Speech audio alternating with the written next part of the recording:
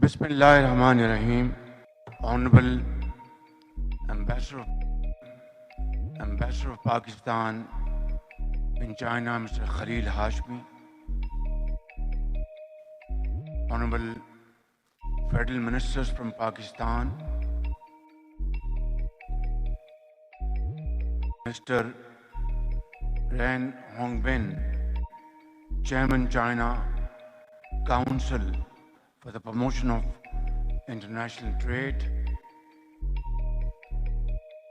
Ambassador Shah Zuzan, and very prominent Chinese and Pakistani business entrepreneurs, government officials, ladies and gentlemen, Assalamu alaikum.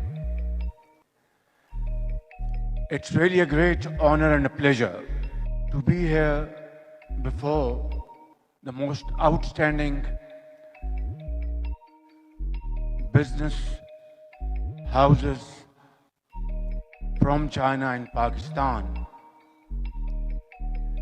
And this, one of the largest business conference I have attended ever since I've been visiting this great country, is a reflection of what we always term as ironclad brothers. This friendship between China and Pakistan, we have always termed higher than Himalayas and deeper than the deepest oceans, and stronger than steel and iron, and sweeter than honey. And this friendship, ladies and gentlemen, has no parallel in the annals of history. This friendship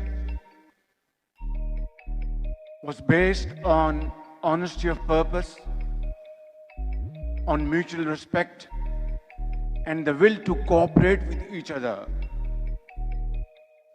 through happy and difficult times. Chinese leadership over the last 7.5 decades of our friendship and association has demonstrated beyond any ray of doubt that China is a sincere and true friend of Pakistan, who has stood by Pakistan through thick and thin, difficult times, earthquakes, floods. China stood by Pakistan like no other nation. And I say this with deepest conviction from the core of my heart. Ladies and gentlemen, I will fast forward. After our elder generations established this glorious coordination between the two great countries, in 2015, China and Pakistan signed CPEC agreement.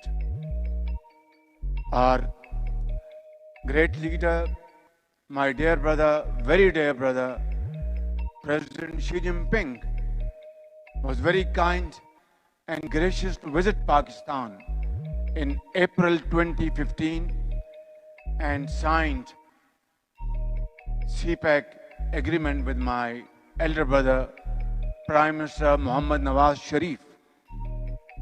And as a result, $33 billion investment was made by Chinese companies in Pakistan. At that point in time, we were facing load shedding up to 20 hours a day. Our industry had come to a halt, and within no time, by 2018, Pakistan became self-sufficient in its energy needs all because of CPEC, all because of President Xi Jinping's visionary and dynamic leadership and support to Pakistan, that we were free of load shedding.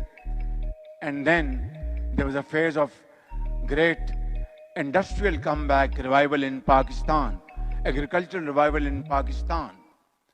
And not only that, under CPEC,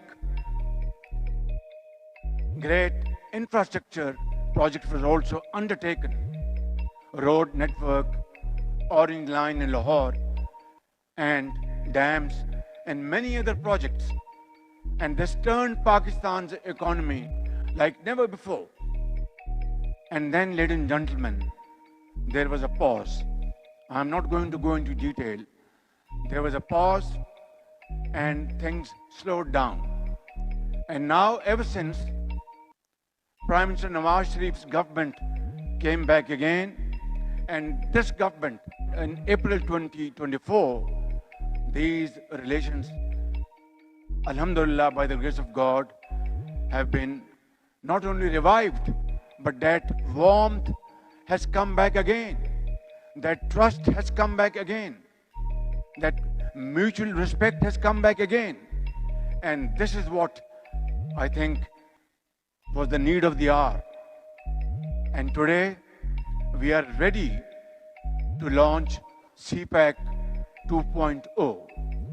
And this CPEC 2.0 would comprise of B2B investments, like what we see here in this great hall, and agriculture. Now, agriculture is one area which is Pakistan's backbone of Pakistan's economy. 60% of our economy relies on agriculture. And here China has really excelled. And these great companies sitting in front of me in this hall, I would encourage you to please come forward and contribute your experience, your expertise, your investments in Pakistan to boost our agriculture. And that will be a win-win situation. We can have back-to-back agreements and export those products which China imports from other countries, even from Pakistan as I speak today. And then, of course, is another very important area, IT and AI, where China is a world leader. And then mines and minerals is another very important potential area of mutual cooperation. And then, ladies and gentlemen, of course, special economic zones. These are the pillars of CPEC 2.0. And then, to top it all, that area of Chinese industrial houses, which is no more competitive with other countries for a variety of reasons. For example, labor in this country has become expensive. Two, China has gone to much higher level of technology and transformation. That industry could be shifted to Pakistan, like textile, like leather and other areas.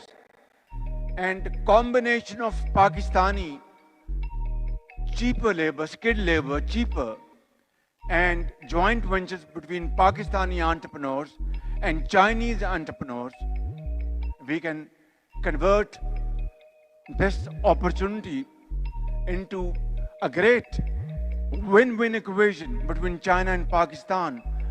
Produce those items in Pakistan, be competitive and export to third countries, and Chinese investors would have their profits and Pakistani investors would have their profits.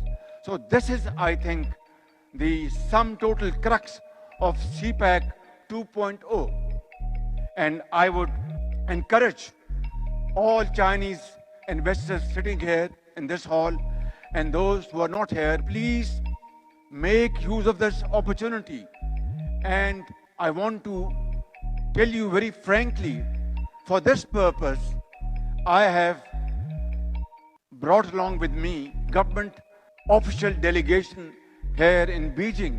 Here we have federal ministers ranging from agriculture, IT, commerce, finance, and of course, power sector and other areas which have mutual relevance. And that shows, ladies and gentlemen, that how much importance we attach with our economic relations with this great country, China. And I think I'm here speaking to you first as Chief Executive Officer of Pakistan and then as the Prime Minister of Pakistan, because if our economy strengthens, everything would fall in place. Today, Alhamdulillah, I can say, with your great support, Pakistan's economy is now stable. Our macro indicators are reflecting progress in future, in short term, medium term, and long term, inshallah. And this all happened because of President Xi Jinping's personal commitment to Pakistan. And now we are ready to compete with other countries in this race of economic development with Chinese cooperation. But the question, obviously, which is concerning most of you, is about security in Pakistan. But I want to make it clear, before this August assembly of great leaders, that security of Chinese brothers and sisters in Pakistan is paramount for all of us. So, ladies and gentlemen, I want to say sky is the limit. Please come forward and change the landscape, both in terms of Chinese progress and welfare and Pakistani progress and prosperity. And obviously, I want to also address one point, that delays take place, there are impediments, and things don't move efficiently enough as you expect from your standards here in China. And I think you have a point over there. Let me assure you, my very dear Chinese brothers and sisters, along with Pakistani entrepreneurs, that we will not tolerate even a second's delay in taking decisions to facilitate you to invest in Pakistan. Owner of Challenge Group, the gentleman sitting in front of me, 3 weeks ago, he was in Islamabad, and he said, Prime Minister, we have been facing some problems, and it has taken months, and the issue hasn't been resolved. I was sitting with my cabinet colleagues, and I said, within 24 hours, resolve this issue. Ladies and gentlemen, his issue was resolved within 24 hours, and this is what I want to assure you. Pakistan is your second home, like China is our second home. Please come forward and have joint ventures, investments, whatever, in whatever fashion and form and format you want to have. You will be given full support from all ministries and from all other independent authorities and entities. And soon, inshallah, we will have not one, but many special economic zones comprising of Chinese and Pakistani investors. This is my dream, and we have to convert this dream into action. We have to implement in letter and spirit. In that, I would certainly seek your support, and on our side, my colleagues are sitting here. I am, in fact, very humbly, I am going to convey them once again that with Chinese investors, we will have to open our doors and not keep them waiting even for a second, and resolve all their genuine issues and cut all kind of red tape. And that is what my mission is, and that is what CPEC 2.0 is all about. Ladies and gentlemen, Finally, I'd like to say 2-3 things. That I visited your great country for the first time back in 1982. And I visited Beijing, Shanghai, and a couple of other cities. And after our visit, our ambassador in Pakistan hosted a dinner for us. And he asked us our impression about our visit to China. When he asked me, I said, China is suffering from success and not failure. He said, what do you mean? I said, Chinese leadership has provided basic needs of life to every Chinese citizen. And now look at, just within 50 years, you have created a miracle which is 8th wonder of the world. You are now the second largest economy of the world. You are now the mightiest, one of the mightiest military power of the world. Yesterday, we all witnessed to your military prowess. And I was not only deeply impressed, but I was most happy guest sitting over there that our brother China is now militarily also a part to be reckoned with. And this is what success is all about. Nothing succeeds like success. It's all about hard work, sacrifice, untiring efforts, blood and sweat. There is no other way to get. So my Chinese friends, I want to borrow this model from you and replicate in Pakistan. Last year, when I was here in Beijing, on the invitation of my very dear brother, President Xi Jinping, I told him, I said, Mr. President, what we see around here in China, it's absolutely fantastic and a phenomenal progress in such a short period of time. And I said, not only you are a very dynamic leader, visionary leader, who has transformed Chinese society, but you have gone beyond that. You have shared Chinese prosperity and progress with nations around the globe. Not only you have lifted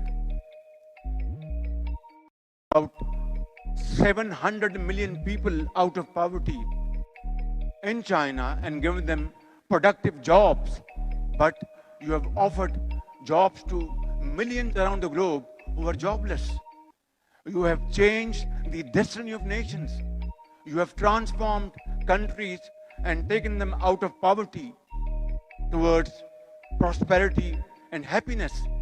And this is what is called shared destiny.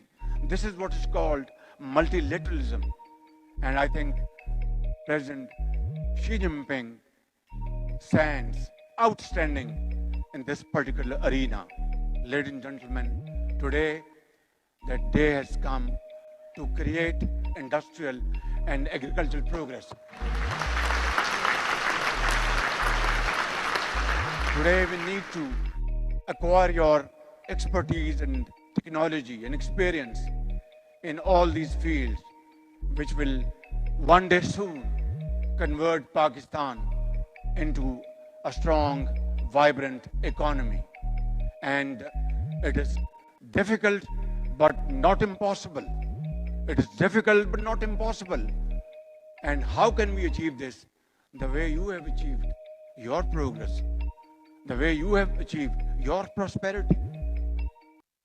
Yesterday we celebrated your great 80th anniversary. And of course, summit in Tianjin. Here we are, now talking serious business. I will not take much of your time. I would like to conclude, ladies and gentlemen, that it is such a pleasure and an honor to be here before you. This great assembly of great business entrepreneurs, investors, traders, and professionals.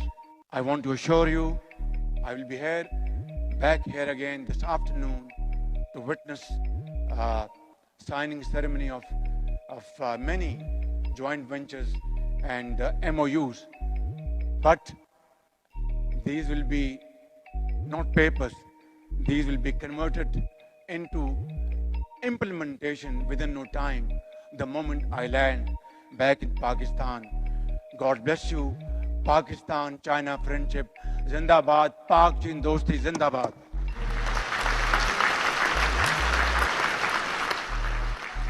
Prime Minister, Deputy Prime Minister and Foreign Minister of Pakistan, members of the Cabinet, Excellencies, senior officials, Pakistani and Chinese business persons, I welcome you all to the concluding session of today's conference. We have reached the culminating moment of today's event, the signing of joint ventures, agreements and MOUs, which are the concrete outcomes of today's conference, serving as the stepping stones for China-Pakistan B2B community of shared future. First, we have the joint ventures.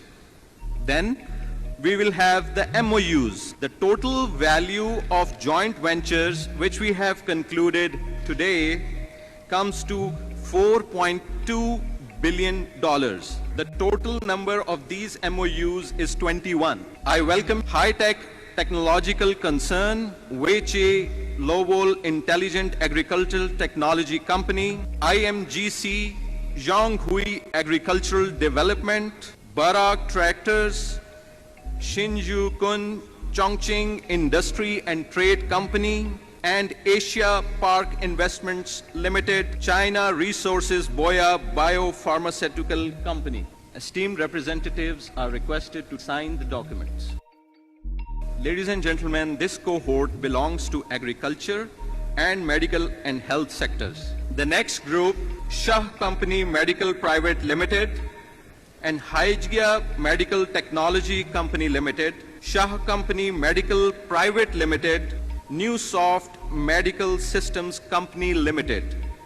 And finally, Shah Company Medical Private Limited has partnered with Biocos Medical Group. Congratulations to all the esteemed partners. Ladies and gentlemen, the next cohort is from chemical and petrochemical sector. We have Anfal Cement Private Limited and Power China International Group Limited. Next, it's Wah Noble Group, Shenzhen Sea Energy Power Holdings Company Limited. And then we have in iron, steel and copper sector, Wah Nobel Group and Mr. Wang Zhihai, Honorary Investment Counselor, BOI, China. Similarly, in the iron, steel and copper sector, we have Frontier Works Organization, FWO, and Balochistan Mineral Resource. They have partnered with Norin Mining, China. Thank you very much. Ladies and gentlemen, the next group is Irfan Numan Brothers Limited and Ningbo Osda Solar Company Limited, Brilliance Group, Shanghai Phoenix Technology, Sogo Group, Shenzhen Sako Solar Company Limited, IEC and Heatham Group. All these joint ventures are in the solar sector. Thank you very much. Ladies and gentlemen, the next group is from EV sector. We have Badar Trading and Jiangsu Badar Energy Company Limited. Then we have Institute for Environmental and Sustainability and Innovation, BBCA Group, China, J7 Group and Sino International Entrepreneurs Federation. And finally, Zinc Solar and GoodWe. Thank you very much. Ladies and gentlemen, the final joint venture is in the agriculture sector between Techno Group and Beijing Cyclone Technology. Thank you very much. We had the total value of these JVs, $1.54 billion. I'm going to invite the Honorable Prime Minister of Pakistan for his concluding remarks. Bismillah ar-Rahman ar-Rahim. Honorable Federal Ministers, advisors, government officials, and our great Chinese business friends, Pakistani business delegation, ladies and gentlemen, Assalamu alaikum and a very good evening. What a remarkable and heartwarming signature ceremony we have all witnessed between Pakistani entrepreneurs and Chinese investors. We have had such ceremonies in the past as well, but this ceremony is slightly different. It is the result of untiring efforts and hard work on the part of Chinese ambassador in Pakistan, Chinese government, and of course, great Chinese business leaders. And on the part of Government of Pakistan, our honorable, relevant Pakistani federal ministers, Deputy Prime Minister, Minister of Planning, and Minister of Commerce, Industries, Agriculture, IT, Ministry of Power, and other relevant ministers and government officials. And of course, in coordination with provincial governments as well, and led by Ambassador Khalil Hashmi, Board of Investment, and SIFC, and all other relevant government officials and authorities. They have worked untiringly for this occasion, and you can see the result for yourself. Alhamdulillah, today the agreement signed in terms of US dollars between Chinese and Pakistani JV partners have touched $1.5 billion. $1.5 billion JV agreements and MOUs signed between both Chinese and Pakistani business leaders. The value of MOU has touched $7 billion.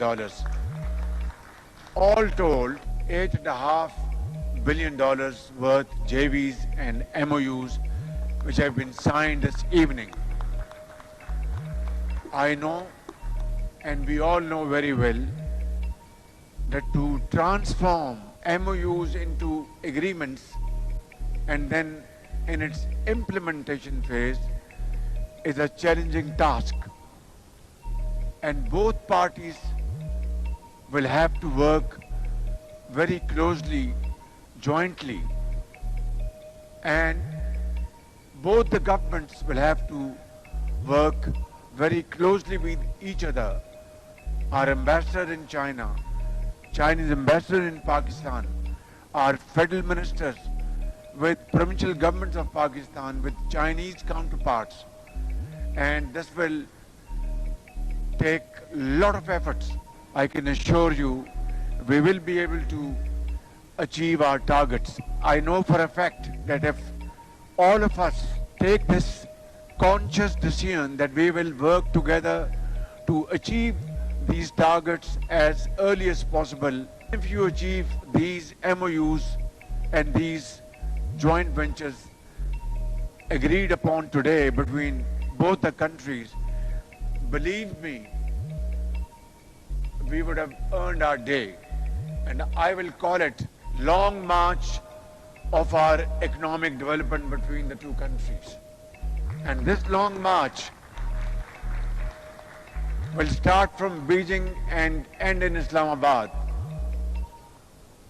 And this long march will convert Pakistan into a country where these investments of billions of dollars, providing productive jobs to millions of people and strengthening our GDP, our economy, will be something remembered for all times to come. And therefore, I would like to announce before all of you, together, if we take upon ourselves this humongous challenge that we will start this long march from this evening and will not rest until this long march of economic development reaches its destination. We will not rest and we will work untiringly. I can assure you, ladies and gentlemen, that will be one of the most shining moments of Pakistan's history. For that, all governmental bodies, entities, authorities, private sector will have to join hands together and work in complete harmony and coordination. And I want to assure you, ladies and gentlemen, before I conclude my speech and say goodbye to you and part to meet again, that I will work with you day in and day out to achieve these great targets of economic development between the two countries. May Allah grant us the energy, the wisdom to accomplish these great targets. Inshallah, this will happen, and this must happen. For that, we'll have to spend our extra hours and burn our midnight oil. Pakistan and China will achieve a model which will be a role model for other countries to emulate and replicate. Long live Pakistan-China friendship.